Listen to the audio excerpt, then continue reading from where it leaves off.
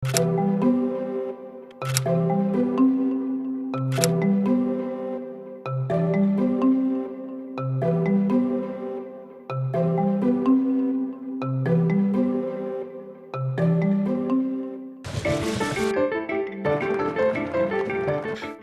more hostile turnover I was involved in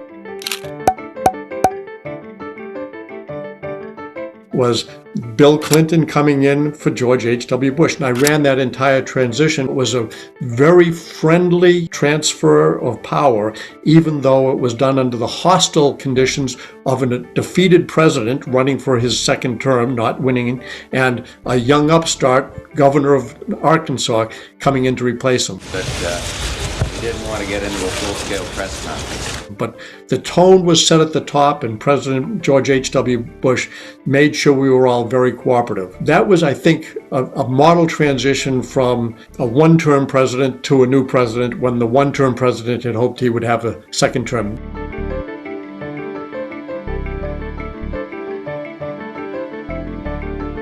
Even though we had a contested election with Vice President Gore back in 2000, out of professional respect and courtesy, I think by and large, the staff are courteous to each other. From Bill Clinton to George W. Bush was definitely more challenging. There were some sophomoric pranks that were played on the White House staff when they showed up. And yes, there were many computers Had drilled out the W. and the W's had been taken off the keyboards. As sort of a tease or a taunt to me. But by and large, they're very friendly and they're very peaceful, because I think people recognize, regardless of party affiliation, it's about the country and it's not about you. And there were some telephones that had been switched around, so if you went to call one office, it rang in a different office. But I viewed those as kind of fraternity pranks. It was disruptive, but it wasn't dangerous.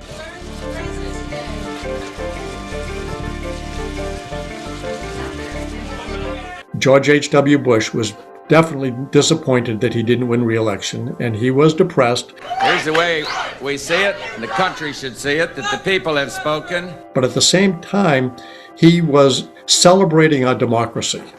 And he knew the mark of a great democracy is its ability to transition from one leader to another leader, even though he didn't want that transfer to happen. I just called Governor Clinton over in Little Rock and offered my congratulations. And one of the occasions I asked him, Mr. President, how did it feel to lose the presidency? And he looked at me and he said, I felt like I let my family down. I felt like I let my supporters down, but I felt that I did everything I could for the country. And it was such a personal and interesting and intimate conversation with him that he worried more about those around him than he worried about the impact of losing the presidency as it related to him personally.